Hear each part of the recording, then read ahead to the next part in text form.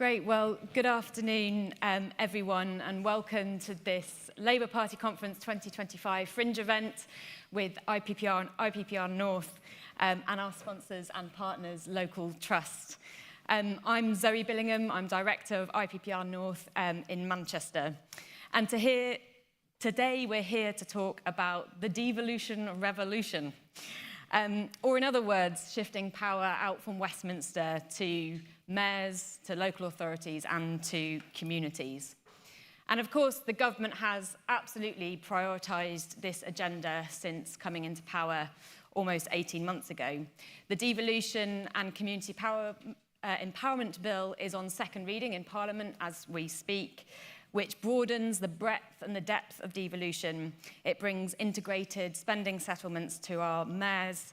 It looks at the unitarisation of local authorities, brings forward neighbourhood area committees, community right to buy, right to request powers, piloting, votes at 16. This really is a packed agenda. Not only that, but also the government has brought forward a council of nations and regions where the mayors meet along with our devolved leadership from Scotland, Wales and Northern Ireland. And of course, here in the north, the advent of the Great North, the collection of mayors across the north from Labour to Conservative to Reform is a new grouping, also kind of working out what pan-northern leadership means now for the devolution agenda. But is this enough? And who does it deliver for? We're here today to talk through a few questions.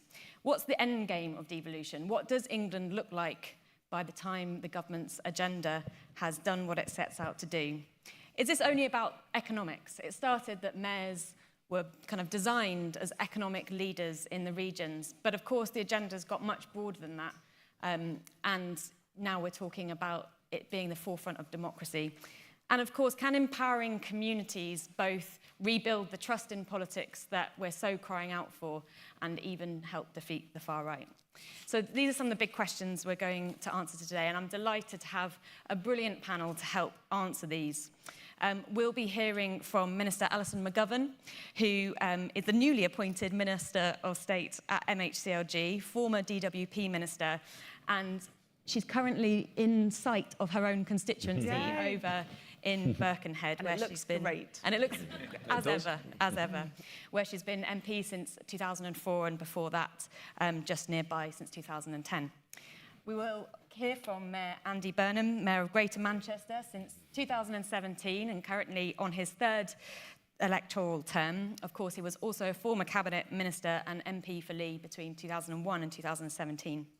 We'll also hear from Rachel Rowney, Chief Exec of Local Trust, our partners for this event, and partners also in work that we're doing about how to connect communities to devolved and regional leadership.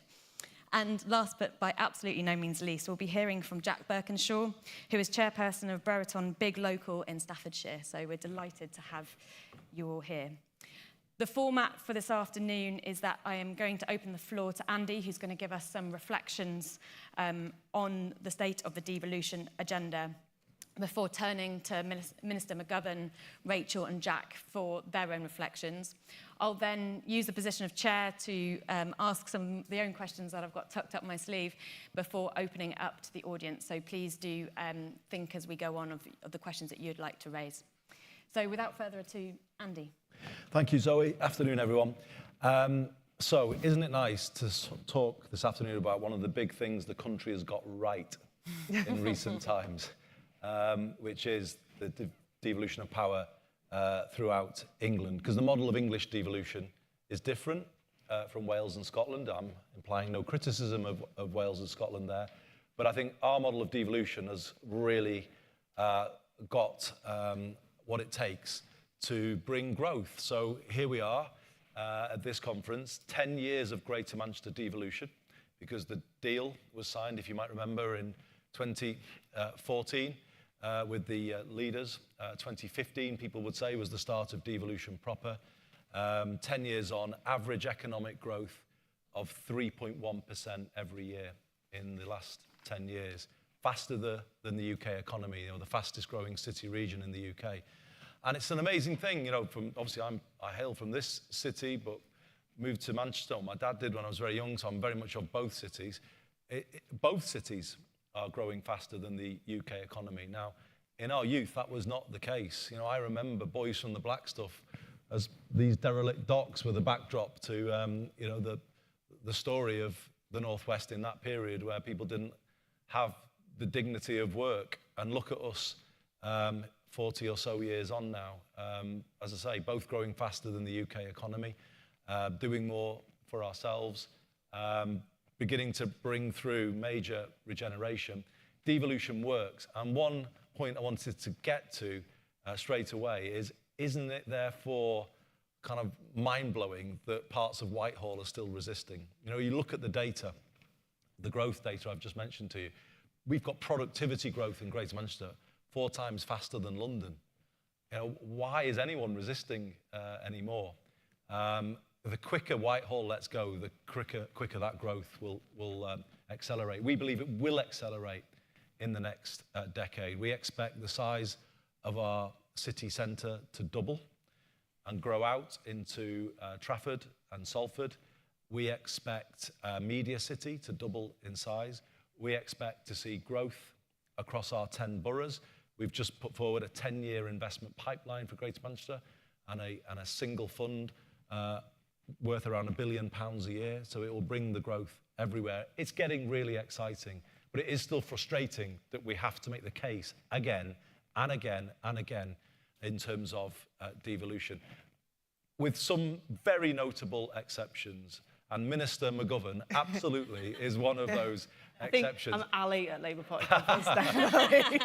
I was, you know, bigging you up there. Right, and you deserve bigging up because, you know, I've said in the green room, I think Alison believes in devolution even more than me, to be honest, because I think you were always there. You were there. I was. Possibly before me. So it's brilliant, Ali, to see you in your new role.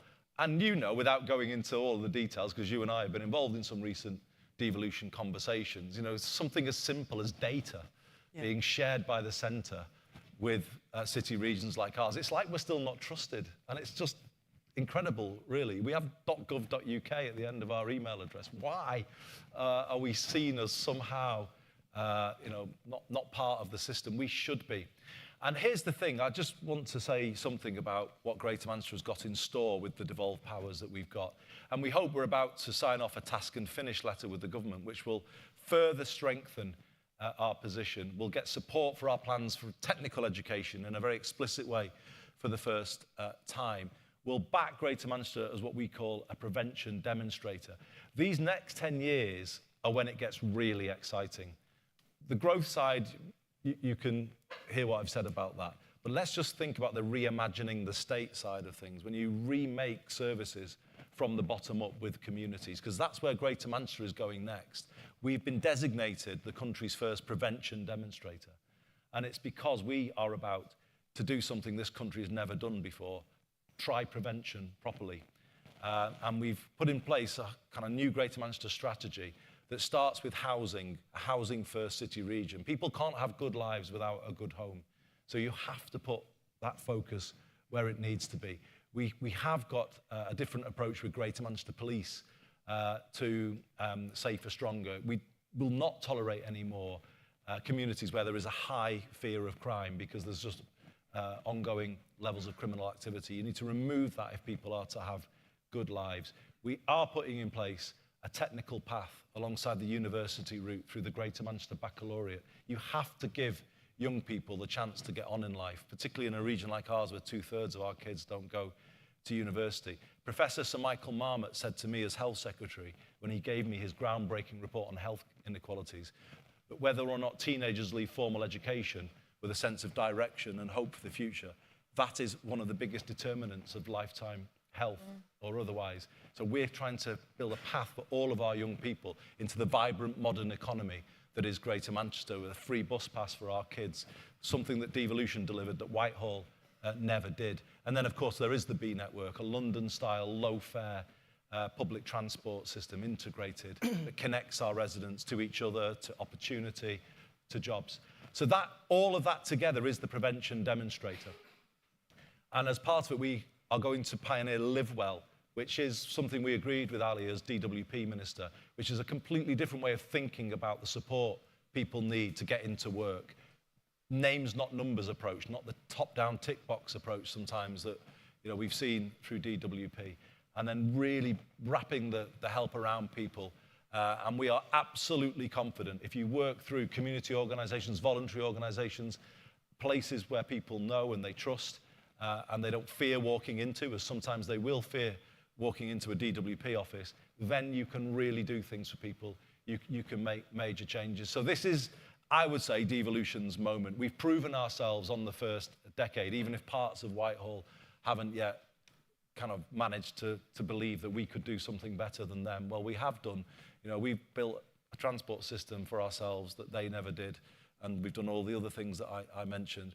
But this is the moment, really, to sort of see how it can really help with everything you said, Zoe, at the start, giving kind of residents more sense that politics can change things for the better, more agency at the local level, and more ability to fix things that aren't working, because the people will go around at the moment and they'll look out and they'll think, well, why isn't everything working? Well, devolution can fix it. We do need a visitor levy. I just want to stress this, and I know Steve feels the same here. We can't go to our council taxpayers all the time, particularly when council tax hasn't been revalued since 1991. It's a regressive tax. We do need the ability to raise more for ourselves. If we've got the growth as we have, I need to put on later buses, later trams. I need to buy more buses, more trams to keep the growth in our capacity to deal with the visitors and the extra people working in our city. So Whitehall needs to trust us now in the next phase to keep building out for the growth.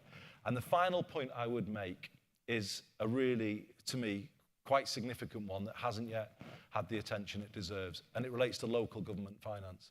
Because don't forget, the model of English devolution is built on councils. That's its power that you have, and this was Greater Manchester's model. You have 10 councils from the bottom up working in a combined authority. So from the sort of neighbourhood street level all the way to the top, you've got a kind of consistent approach.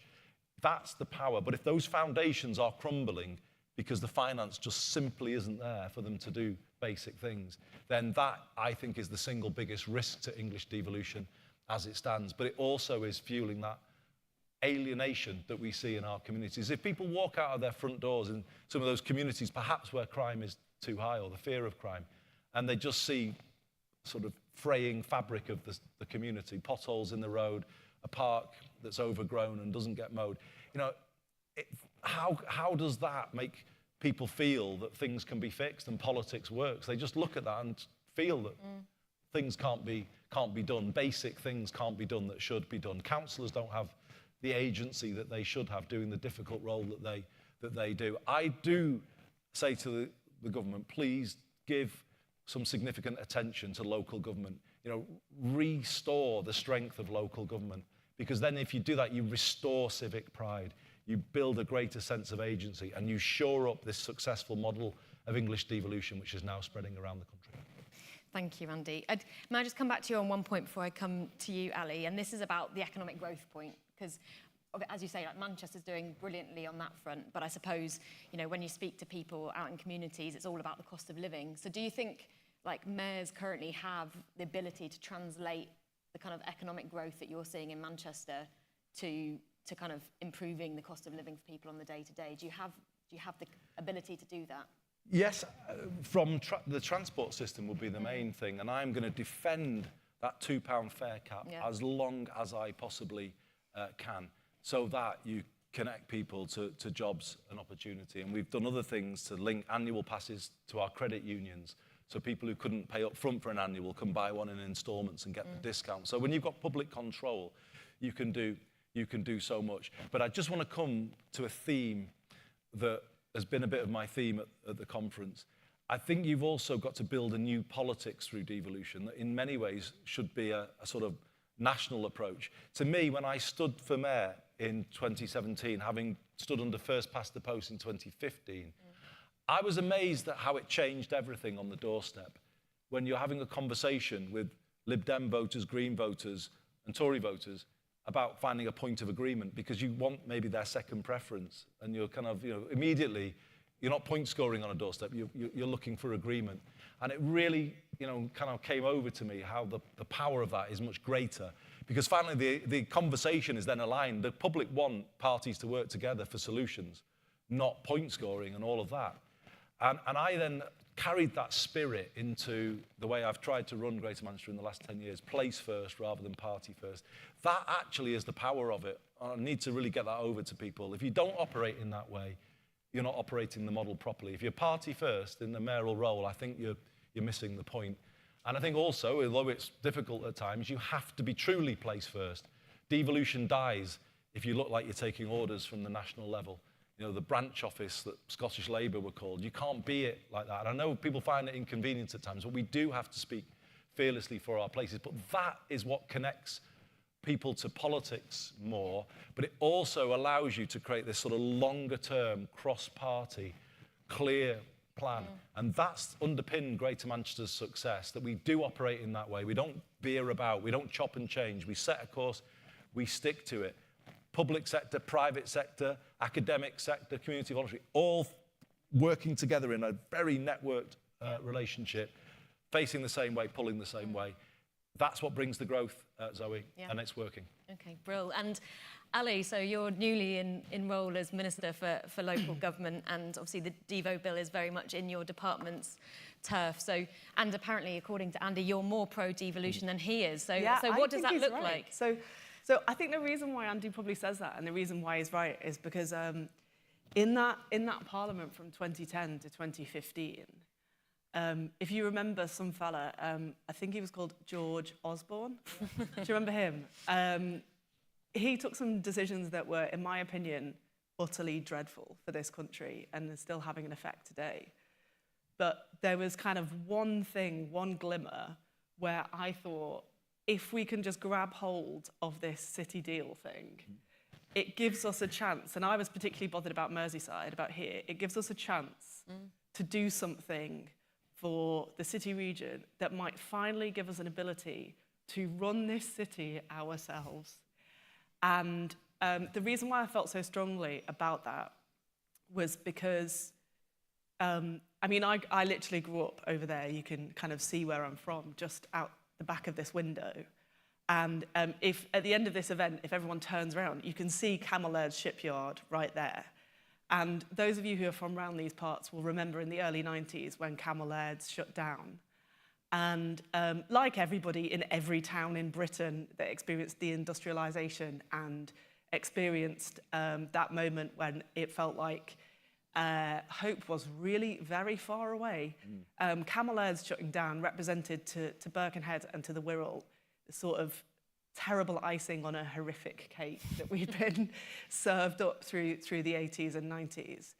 And it felt like decisions were incredibly far away from us. And I felt growing up around here that the then government barely knew my family existed, much less wanted to make policy for us. And, you know, I really felt like politics could be different from that. And primarily I felt that Liverpool City Region had a lot going for it. If only we could get the means to pull the economic levers ourselves, because for a long time, economic policy was made to the convenience of the dominant parts of the UK economy. And I could bore for England on that point and interest rates and all the rest of it, but that was the truth. So I thought, well, if you want to grow an economy, you need three things. You need access to financial capital, you need the money coming in, you need human capital, you need people with skills and so on, and you need social capital. You need to have, as Andy just set out, you need to have a collective plan. What are we going to do to make this city grow? And I saw in that offer from George Osborne, much as everything else he did was wrong, I just want to say that again, I saw in that offer something that could be worked with. And so a bunch of us got together to support that legislation, to try to grab from Merseyside that unique opportunity. Fast forward to today, yes, I would agree kind of profoundly with Andy that I think it's been a great success, and I think the evidence of that is all around us. But I think if we look at our economy at the moment, we're still suffering the disconnection that comes from an unbalanced economy. And I think about the rise of the far right And I know that that dissatisfaction, that anger that they feed off, comes from being one of those people or living in one of those places that feels forgotten. That's how I felt growing up. And when I went around the country as Minister for Employment talking to people, I saw that in the faces of people in lots of other towns. So the first thing I would say is, I'm very determined that we take other parts of the country on the journey that Merseyside has been on. Because there is absolutely nothing like having everybody come to Labour Party conference in Liverpool and seeing everyone's Instagram feeds with like the city looking really, really beautiful. And if someone could tell 15-year-old me that was happening, I would just like die of shock. It seems so unbelievable. And I want other parts of the country that feel that sense of disconnection and frustration, that their high street is derelict, they feel like jobs are elsewhere, and they feel no power to change it. I want them to go through what Merseyside has been through. But I think in order to do that, we do need to change the way that Whitehall and Westminster works. And I'll just give one example of that. One of the most impressive things that I experienced in my year and a bit in government so far was the work of DWP staff in Sheffield, who had worked with the Combined Authority in South Yorkshire, the council, and others to really get more and more central government jobs into Sheffield, and also at the same time to find a way to enable students from northern universities to do the fast stream entirely in Sheffield. So people could be making UK government policy from a northern city. And that fundamentally changed what I was able to do as a DWP minister, because I did not need to explain people who'd lived in South Yorkshire their entire lives why changing people's employment fortunes might be a bit important when it came to the fortunes of our country. They knew it, they'd lived it, they'd understood it. So I think the UK government is shifting.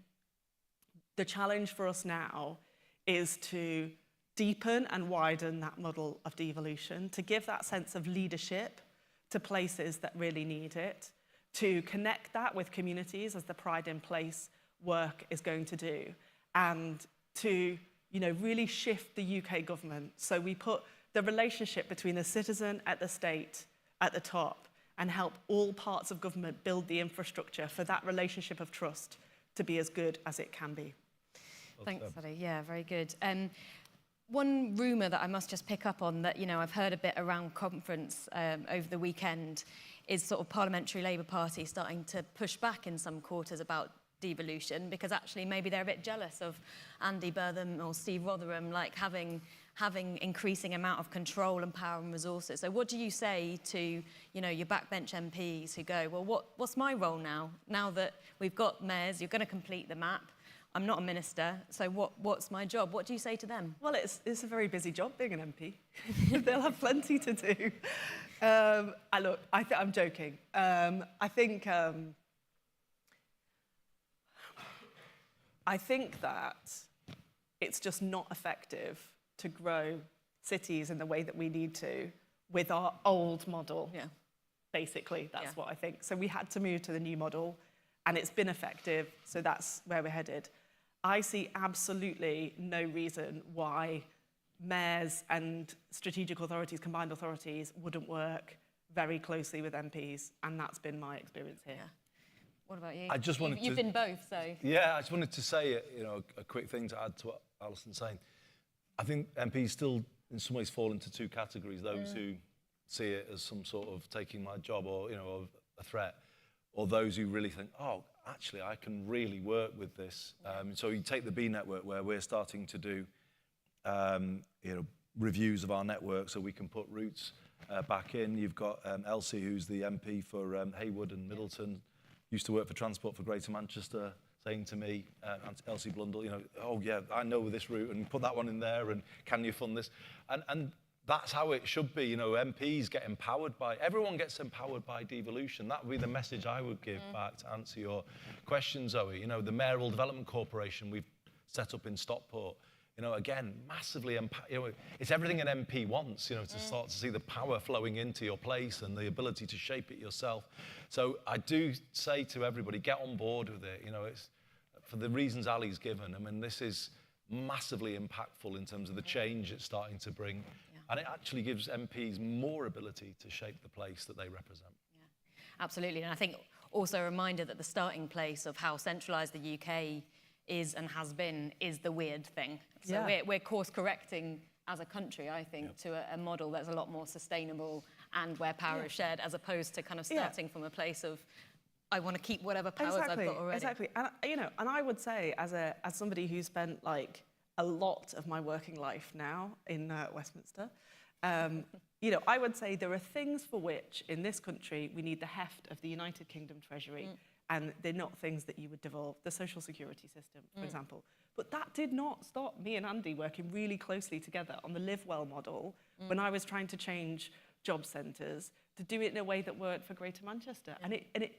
And so you need both to work well.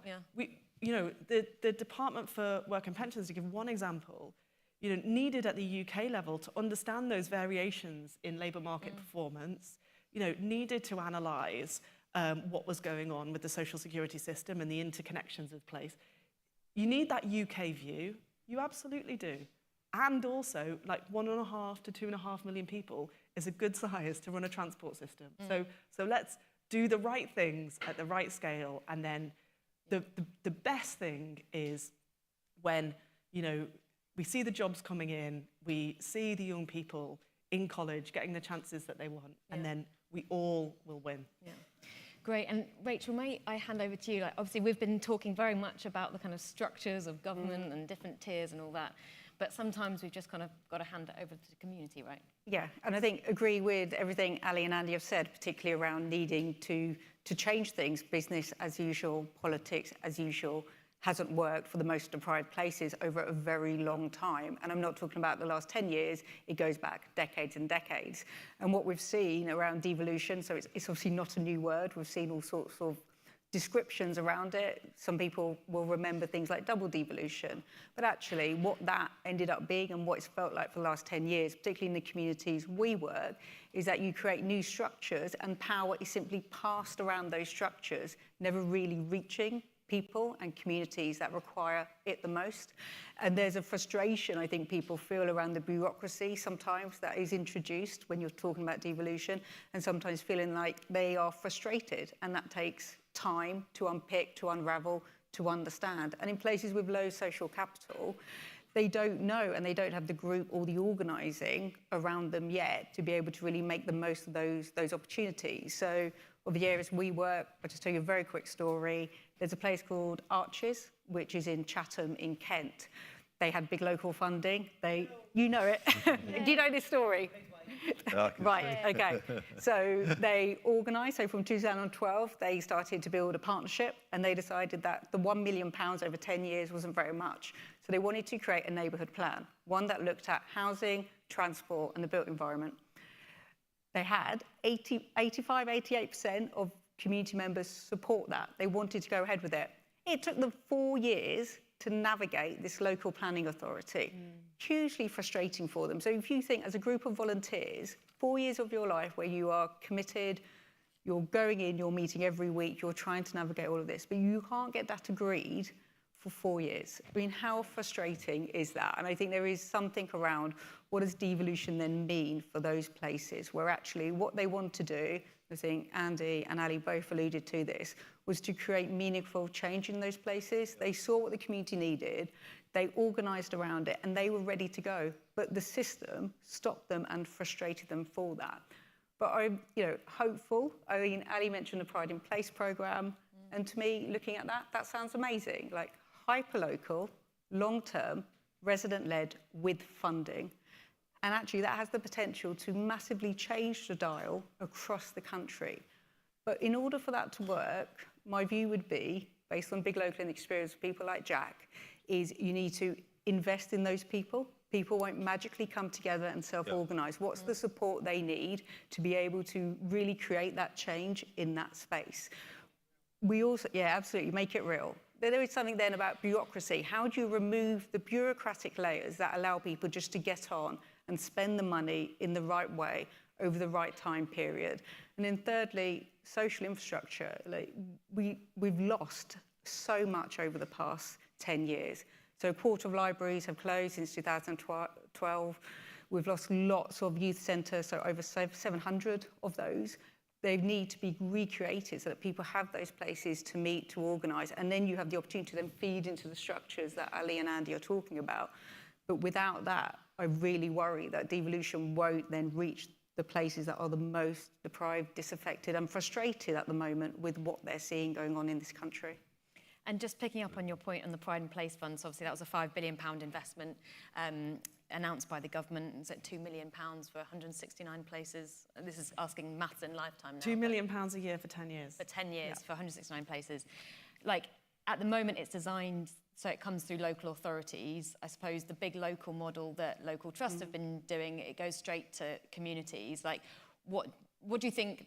I'll frame it positively. Like, what do you think needs to happen to make that work as effectively as the sort of local trust model? So we know that local authorities are a key player around any community, any place. I think the positive would be that you then have a local authority looking to engage with communities in a different way than maybe they've done in the past. And I think one of the things that can stifle community activity, community-led, is a local authority that doesn't understand or doesn't want to engage. So I think the positive way of seeing it, if it's going through local authorities, is it gives everybody skin in the game. So the worst thing we see in big local is communities want to do something and then it's stifled by a statutory body. This then maybe, I think if you frame it the right way, is creating a partnership between the statutory services and a community and being in it together. And I think there's something about that which could be framed really positively.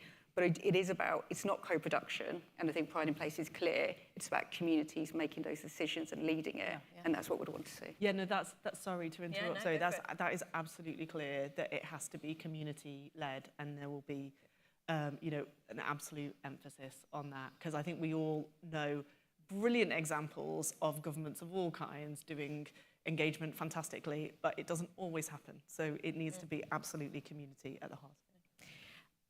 Did you? I had you prompted me. I mean, just to share with people that what we're trying to do. We are trying to reimagine the state in Greater Manchester. In so doing, that the money that the country has goes into a single pot, not all the silos of Whitehall. That's why Alison is right. The national approach alone doesn't work, because it leaves you with services where people are passed from pillar to post. They don't join up. They don't spend the money properly. What we feel we're doing through our integrated settlement is coming up with a model for sustainable public spending that actually moves people's lives forward. And here's the really powerful bit when you talk about hyperlocal and community organisations. With Alison's support, our Live Well model is, in my ideal world, the money that is going out to big corporates providing quite tick-box employment support. If you route those billions through local voluntary community, faith and the social enterprise sector, the power of the funding washing through there from the bottom up in a Live Well networked model means that money will go so much further. And the state has a new relationship with the voluntary and community sector, which is about ongoing core funding to support what they do. It's Cameron's big society done properly, probably, is what you would say, rather than just throwing them without all the problems without any money. But that is where this could get you. And you can start to see how empowering that would be if you started to... And the comparison I always make is, think of the pandemic. Here's the difference. Test and trace was going to be done locally at the start. That's what we were all expecting. And we were going to stand up contact tracing teams. And a decision was taken in a typical Whitehall way to outsource it to a large consultancy and run it that way. And the difference between that, whereas what we would have done or eventually did do in 2020, that was a big model, anonymous, impersonal, using call centres, whereas we would have run shoe leather, knocking on doors, and it would have, for a fraction of the cost, it would have... And that's the paradigm shift I'm trying to get to here in terms of how you deliver services. You cannot do it through that top-down model. If you do it the other way, public spending will achieve so many more results for people. And Jack, you've been part of Big Local. You've been kind of leading the Brereton setup. So you've been given freedom, you've been given money. What did you do with it? Sure. So 13 years ago, we were given £1 million as a community. And it was, as you were pointing out earlier, Rachel, it was for the community to spend properly out there. So we started talking to our residents and finding out what really mattered to them within Brereton and Ravenhill. And from that consultation, we've delivered over the last 13 years £250,000 worth of open space upgrades, including play equipment, running track, outdoor gym, woodland walk, a memorial garden. We've purchased a community hub, saved that from going into the private sector, which would have meant 2 houses. That gave Brit a million, as we were then called, a heart within our village. And from there, we saved our youth service, which was part of the cuts, and we've now got in excess of 750 young members, ranging from 2 weeks old to 21. We've got young apprenticeships running inclusive in that model. And it's not just a traditional youth service where you go and play ping pong on a Wednesday like it was when I was young. Ditto. We're actually seeing our young members get out to the community, engage with older residents. So it's a volunteering youth service, so they'll be rewarded for the time served with our residents. So whether that's cutting grass for an old couple or actually going shopping, and in return, those old people are actually mentoring some of our homeschool students that we have within our youth service. Some of the other things that we've accomplished is a food waste store, which has taken pressure off our local food banks. We've provided grants to other smaller groups, which has meant that we could actually have a marching band within Burton and Ravenhill, which is amazing. It's worth trying to get a YouTube video of them doing it at night. They've got light-up drums and all sorts. We've also replaced 11 bus stops, and have got a really successful community transport scheme, which has been funded by our local parish council. Our parish council actually didn't have elected members for 20 years, and we actually managed to get an election held within Burton and Ravenhill, and have now got 11. I was going to say, I prefer the thing without elections. Outrageous. which actually welcomed 11 figureheads. So we've now got people from education, local businesses, young members sitting on our parish council and making decisions to better Burton and Ravenhill. But as we come towards the end of the big local model, it's a scary prospect to think, where's this funding going to come from? We've made such gains in Burton and Ravenhill, we don't want to lose ourselves. So it's really welcoming to hear the Pride in Place scheme. And also the devolution bill is a real opportunity for local people to make decisions. But looking at it probably a negative light, we still found, even though we've got 13 years of evidence of us being on within Britain, the doors are still firmly shut in our local councils. We're doing an NHS programme currently. We've tried to have conversations with the NHS about how we can better serve them. Another project which I forgot to mention is private counselling that we offer our residents. The GP surgery link worked, but as soon as we go into the bigger trusts, we're just another community group trying to make a change, and they don't have the time. So it would be really good to see from the top a more understanding of their officers opening the doors to us as a community sector. And I think that's a really important point, because actually in the Devo bill there's talk of like neighbourhood area committees, and I think who's on them, who influences, and how incentivised actually local authorities are to bring in community groups and community leaders like Jack. I think it's going to be really important, isn't it? Yeah, I do think that's really important.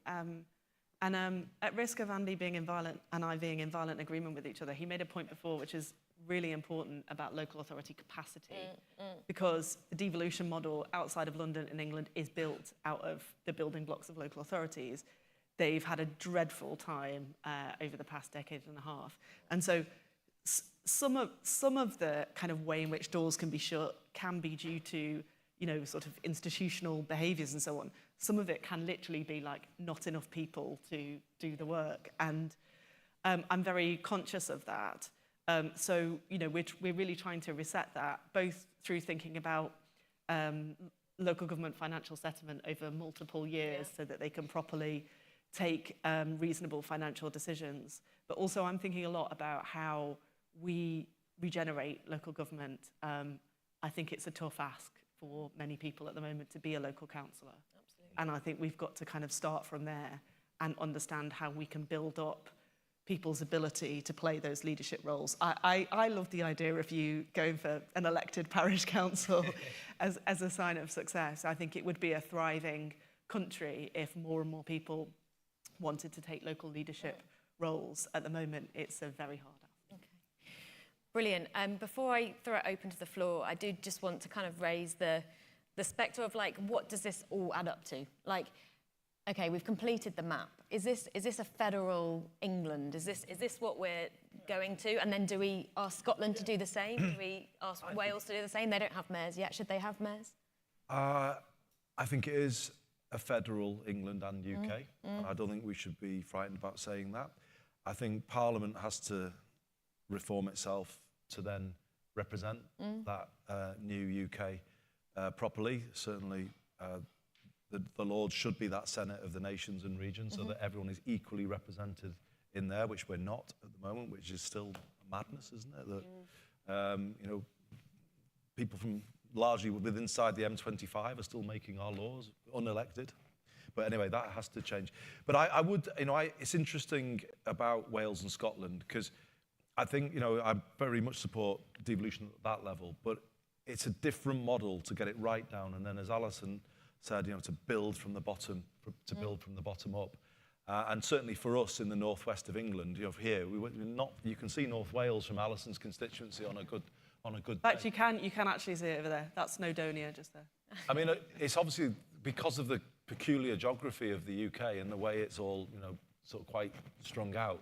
North Wales has a much closer relationship with the northwest of England, and you know, train services, Transport for Wales, they come through, you know, and they go on to Manchester. So we're kind of, you know, if we could start to collaborate more with North Wales, I also kind of feel it would change the conversation in the UK. You know, if I could pick up the phone to the elected provost or mayor of Glasgow, as we would do if there was such a thing, it would just make the UK function in a more practical way and a less political way, I think. You know, kind of you know, elected mayor of Cardiff. You know, it just would be a different country where we don't all have to go on bended knee to Whitehall. If we all had powerful devolution deals at the local level, we'd be able to do much more for ourselves, with each other, and it would be a much better, more functional United Kingdom in my view. Great. Well, on that sunny note, I'm going to open up the floor to questions. I'm going to take them in threes, given the volume already. If you could say, please, your name, if you're here representing an organisation, and I'll work out whether it's directed at anybody in particular. Could I start with this gentleman here, the lady just in front of him, and the gentleman next to him, just to keep those close. Thank you.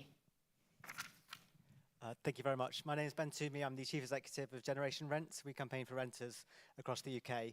A quick question about devolution, because when productivity and pride has been built up, it hasn't protected renters from enormous costs of renting, and that's been soaring recently. So a question for Andy and for the Minister as well is, with the devolution bill, is that an opportunity to find a way to devolve powers so that you can slam the brakes on soaring rents and actually take action for local communities to make sure we're not being pushed into poverty, debt and homelessness because of the cost of renting?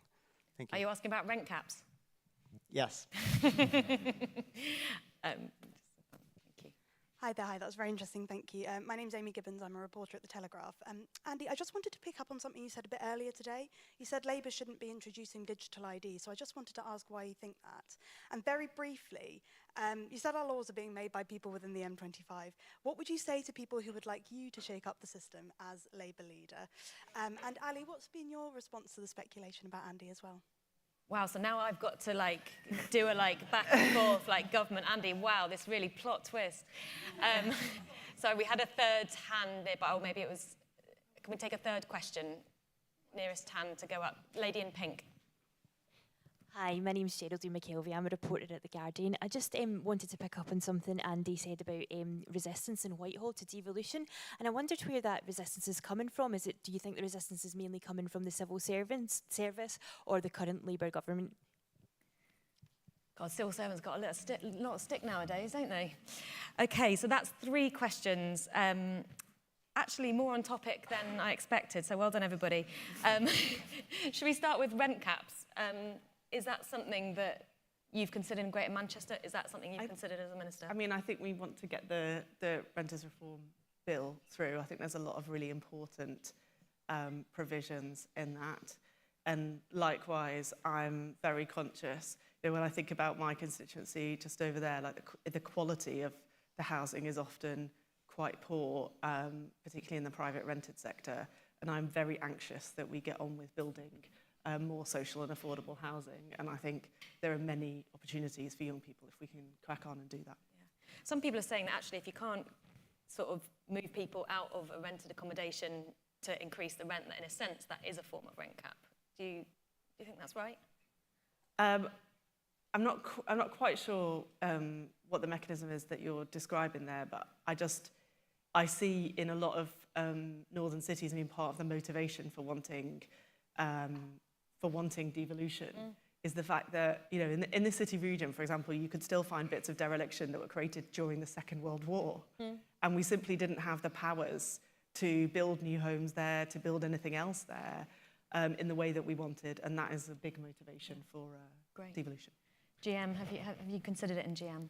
Yes, but the thing I would say is be careful not to kind of focus on a policy that just deals with the symptoms of the problem rather than the root cause of the problem. The root cause of the problem is rents are soaring because we don't have enough social housing, and the grip of the housing crisis tightens every year because we lose more social homes still than we build. That is the big solution, and it's really important not to lose sight of that. I've been saying at the conference, the 1.4 million social homes we have lost in this country net since the 1980s makes us £25 billion poorer every year.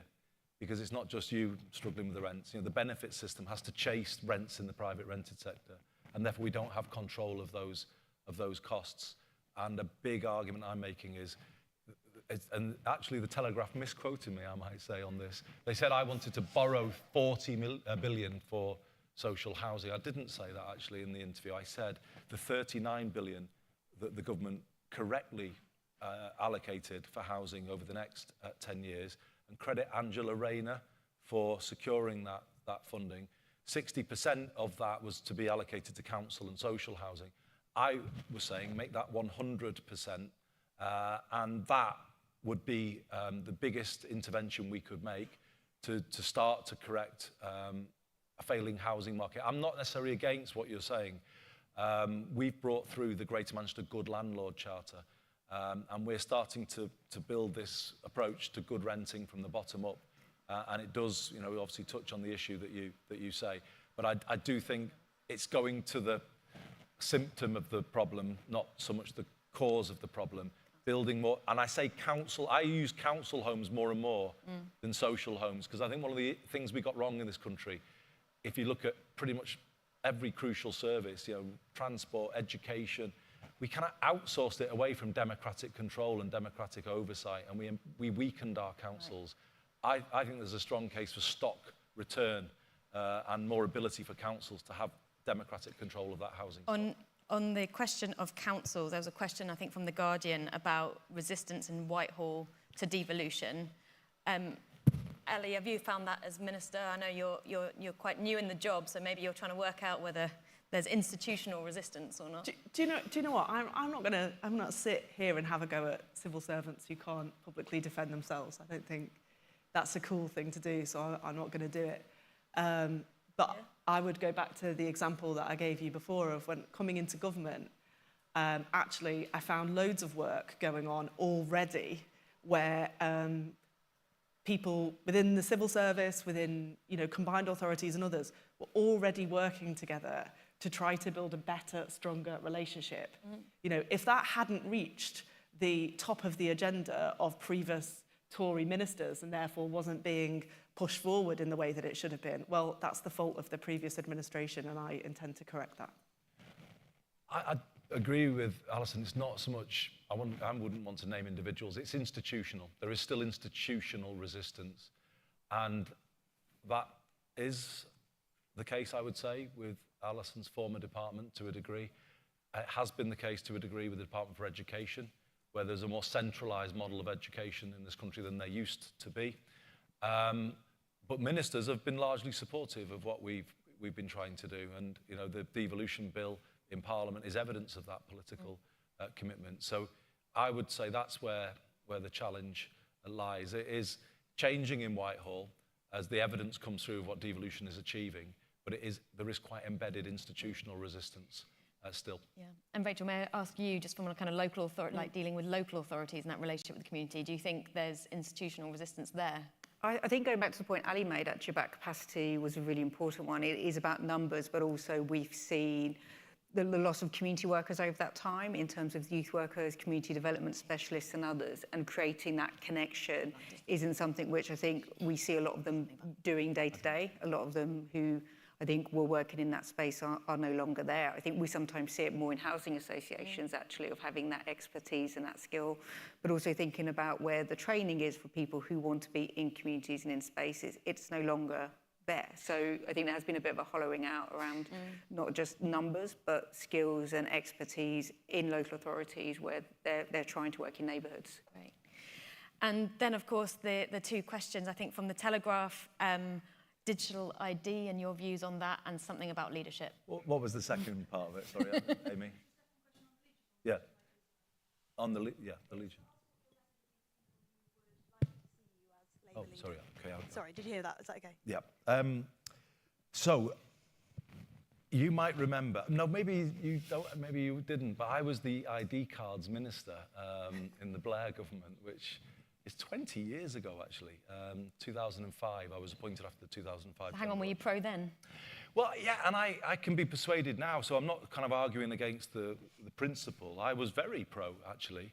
I thought there was a real clear case for it. But I go back to the experience that I had, because I did get a bill through Parliament. We put a huge amount of effort into it, but it didn't ever come through. And that is why I said at the event that you're referencing, I said not now, because I think there's a risk of an opportunity cost situation here where, you know, something can consume a huge amount of time and actually doesn't come through. And that would be the lesson of that 2005 to 2010 Parliament. You know, it consumed a lot of airtime, but it didn't actually materialise. And you know, on the second point, I mean, the leadership point that I've been making at this conference is I want to lead a debate about where Labour goes in the next. You know, I think there's many good things the government has done. We just now have to bring them together in a more powerful story as we go to those doorsteps in May 26, because those are crucial elections. I'm putting forward ideas because I want Labour to succeed. I think we're heading towards, you know, a really big moment, a bigger moment in our lives than we've ever seen in politics. And it's not about the person, it's about what are we, all of us, saying. So to me, it's not a sort of about individuals. It's about, you know, how do we muster our forces, the progressive forces, to kind of fight in a more effective way and kind of show that our values are a better way of running the country than what others are saying. So that's what I would say. It's not about individuals. It's about a more powerful story that we can all get behind. 3 more questions. I'll take them from a different area of the room. You're being very persistent. I appreciate that. The gentleman at the front with the cap, the lady in the pink, and then the lady here in the grey jacket. So 3 at the front, please, Emma. And then I'll come over to this side next. Can you hear me? Yeah, thank you for this opportunity. First of all, I want to say, as somebody who's been an activist since the 1970s as a teenager, from the South, I've had cringed and embarrassment about the London-centric and the Southern-centric economic and transport situation. And I can understand why. From the North, there may be anger, and I get that. I just wish it didn't exist. But, you know, there are people like me that don't, you know, would wish it to be different. Also, before I ask the panel question, Andy Burnham came to the Sunlight Centre in Medway, in Chatham. I do go south occasionally. Yeah. After a very long day in the House of Parliament, to a tiny little hustings of about 12 people. And I thought, this guy, so important, minister, to such a tiny little event, I was impressed. And he spoke a language ahead of its time. I work in mental health, and you spoke about the importance of preemptive care, joining physical and mental health before it became the in thing to say. Since then, I voted for you to be leader, and I've been following you, and I'm jealous. I almost want to move where my son-in-law is in Manchester, just so that you're my mayor. Is there a question about... Yeah, sorry, okay, question that actually relates more to what Rachel said. Thank you for referencing that, because my concern is, as a supporter of devolution, ever since the 1970s, is I want devolution to work. Its rationale to work is to make real down to local power and rural, local, whatever. And you reference an organisation, and there's parish councils and so on. And my concern is that a real local voice actually won't be enhanced. It may just get swallowed up. We are pushing through a local plan. I sit on planning, and that organisation you said actually feel like they're being pushed out. Okay, concern rather than question, but okay, taken. We'll reflect back. Thank you. The lady in pink, and then the lady in grey, and then we're going to come over here. Hello, I'm Sarah Lyle from Citizens UK. We're a community organising charity, so we work on the issues that matter to communities from community institutions. Two of the issues that we're campaigning on at the moment fall within Ali's brief, which is child homelessness, children, 169,000 children in temporary accommodation tonight, and also resettlement of migrants and refugee welcome through community sponsorship. And I was interested in the panel's thinking on how devolution can help with some of these kinds of challenges. Andy's mentioned housing first. You know, the way that devolution could allow us to do these things, address asylum hotels, reduce child homelessness. Great, thank you. Third question. Hello, Sarah Calkin from Local Government Chronicle. I was interested to hear the Minister talk about how much devolution can benefit cities. Obviously, you have the brief for local government reorganisation. You'll be taking a lot of decisions about future geographies of new councils that will then be the building blocks for devolution. And I just wondered, how important will creating sustainable cities be in your thinking when you're taking those decisions? Okay. Brilliant. So one concern about the London-centric nature of politics. Let's see. And Citizens UK on child homelessness and asylum accommodation and whether devolution can help that, and LGC on sustainable cities. Do you want to kick off? Yeah, sure. Perhaps I might respond to a colleague from the Local Government Chronicle first. In that, local government reorganisation is really important for reasons of efficiency and getting effective local government, but also, for the UK government's primary objective on growth. And I think that for all of the reasons you have heard Andy and I exercise over the course of this meeting, there are massive opportunities here to grow city regions more effectively. And I am, anxious to get on with all opportunities. It's what our country needs. It's what those places need. On temporary accommodation, for the past year and a bit, I've been one of the ministers on the Child Poverty Task Force. And I think there were some things through that process that I knew about only too well. And there are some things that just still shock me thinking about them now. And the over 160,000 children going to bed tonight in temporary accommodation, maybe in one room, maybe not with a bathroom of their own, probably not with a garden, definitely not without any space to do their homework, with stressed parents, with worried wider family members, and with local authorities that are seeing the cost of this mess and unable to square the extreme cost of it with the devastating situation that those families are in. I think that the past year has absolutely horrified me on that front. And I really want to work with local authorities, yourselves, and others to deal with this challenge. I was a local councillor once in the London Borough of Southwark, and I saw it then, the consequences, and I've seen it in my 14 years as a Member of Parliament. And, we should not rest in this country until children are safe in their beds at night with enough space to call their own. And Andy, you were talking about housing long before GM had any housing powers. So what's your take on this? Well, I think it's got to be the case, hasn't it, that if devolution is to matter, it's got to be able to solve a problem of the kind that Alison just described. So she's just described very eloquently the human cost of the housing crisis. That's kids completely taken out of their community and their school environment and dropped in a kind of place they don't know, in a very poor quality home. The damage that does, I think, public services have to pick that up for a long period after. We have 6,500 kids in Greater Manchester in temporary accommodation. It's not acceptable. And this is the thing I've been saying at the conference about when you lose control of public spending. this is what's happened with the loss of all of those social homes. You know, the councils can't stop spending £75 million a year now.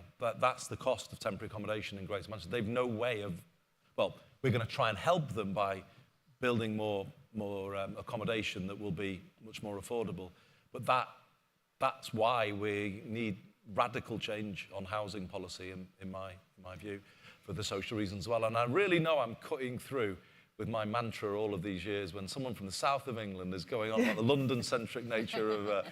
but I also think, you know, I often get people say to me, you know, you go on about this and you don't realise there's pockets of the south with real deprivation. And I know you're part of the world for the reason that you said, and East Anglia has the southwest has the same. You know, devolution's got to go everywhere, and you know, everyone's got to be in this mix, because there's pockets of real deprivation everywhere, isn't there, in all parts. Right. In all parts. 3 more questions. I promised this side of the room. The gentleman in glasses, the lady in red, and the lady in the white top. We might have to break into a Chris de Burgh song, I think. I know. I was just... It worked. Yeah. Thank you very much. It's Max Kendix at The Times. Simple kind of yes-no question from me, perhaps to Ali and then Andy. Is Keir Starmer the right man to be Labour leader and Prime Minister right now? Yes. Yes. OK, that was easy. Right. Thank you. Can journalists stop asking dumb questions, please?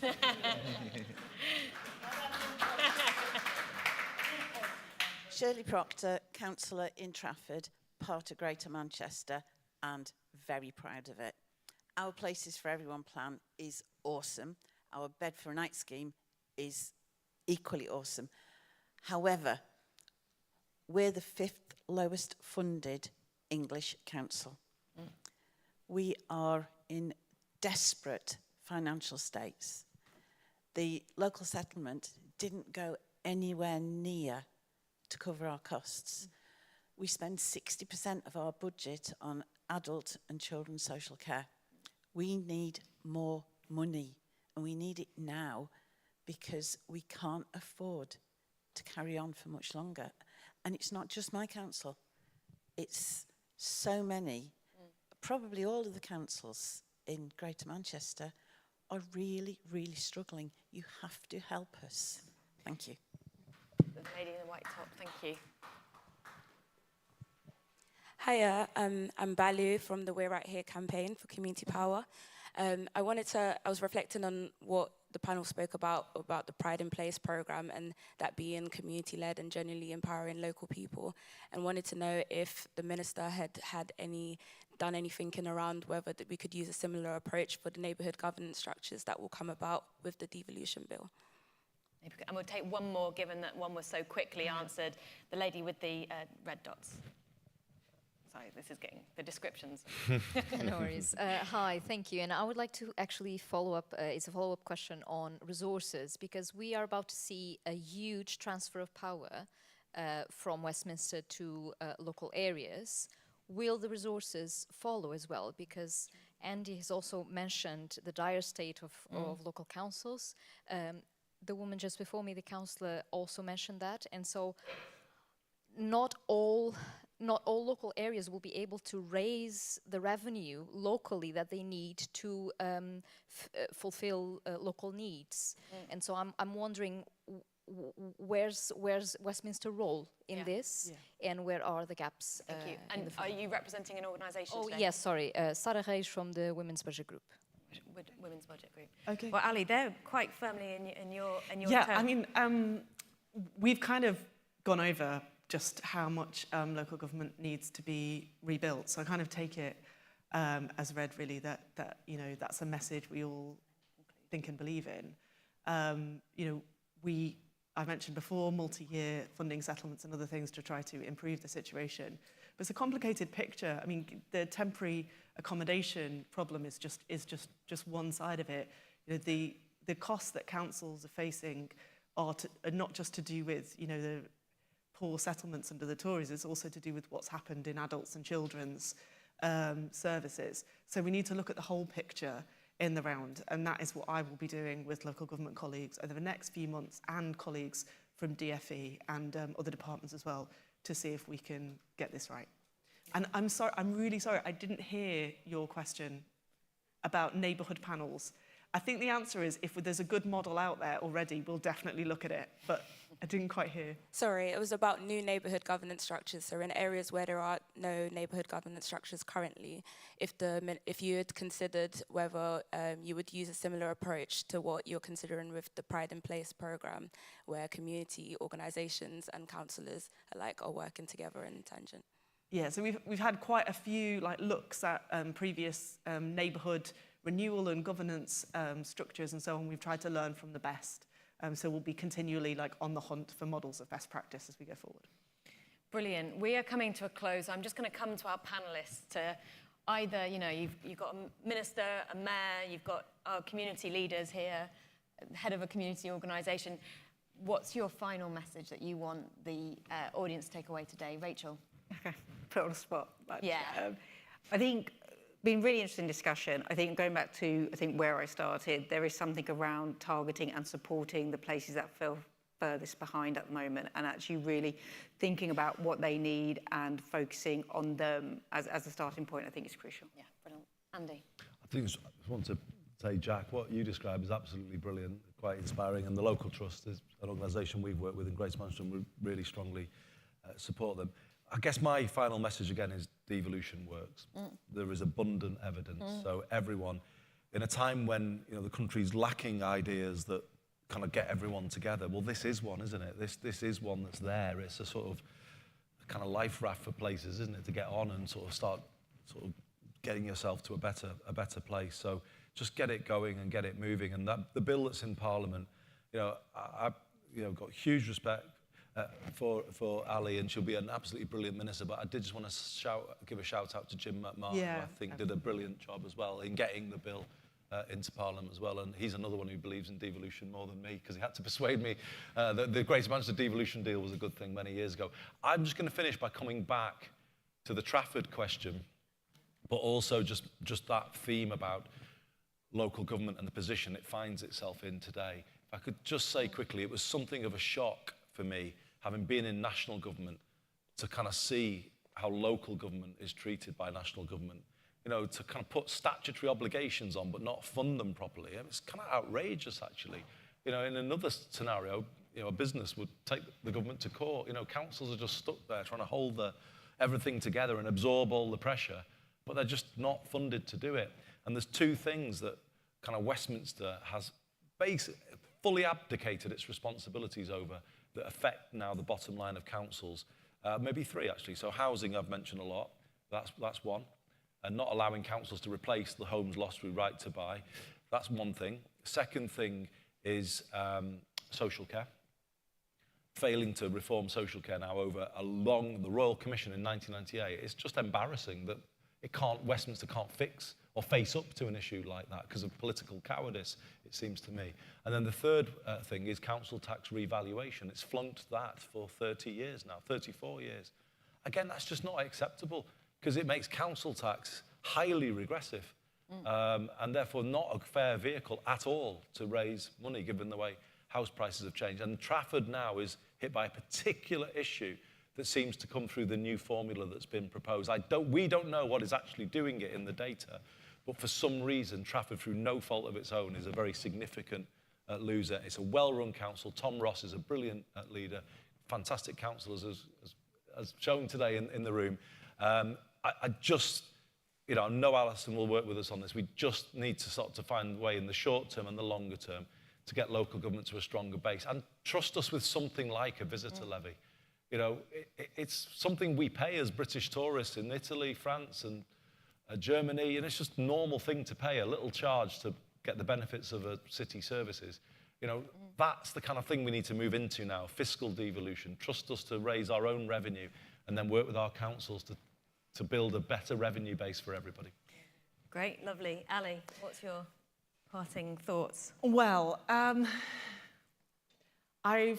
thought a lot about this over a period of time. I've been involved at different levels, and I've seen, up and down the country, particularly over the past year, visiting places that have got lower employment.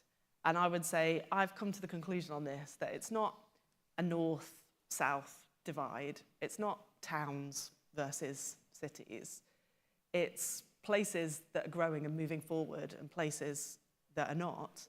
And I think there's been insufficient attention to having a proper plan for our place, all of our places to grow. And I think I would summarize it as saying that our country will succeed when we have no more forgotten places and no more forgotten people. Thank you. And Jack, the final word is yours today. Well, thank you. So Probably it's my idea of how I see the future and my wish for devolution is that red tape gets taken away out of a lot of matters. You mentioned social houses. Just a quick one in our area. We had a new build development on an old power station site, which saw for 9 years 15 houses stay empty because they couldn't find a social housing provider to take those on. Again, it's just red tape that is stopping those from getting filled. Also, a wish that communities get taken more serious, community leaders, charities out there, because you mentioned the problems that we are all facing across the country. And I can think of straight away, as you're going through the social care problem, the housing, our charity's there, it's dealing with it. And going back to COVID, we were faster than the NHS at getting out into our communities. We got our residents where there was no transport because it had been forgotten, it was cancelled. We set on transport schemes to get people to COVID vaccination centres. That was the power of the community. So my wish is the community is remembered in all of this. Fantastic. Well, thank you very much to our brilliant panellists today and to you, the audience, for even for the rogue questions, and have a lovely rest of conference. So round of applause to you all. Very good,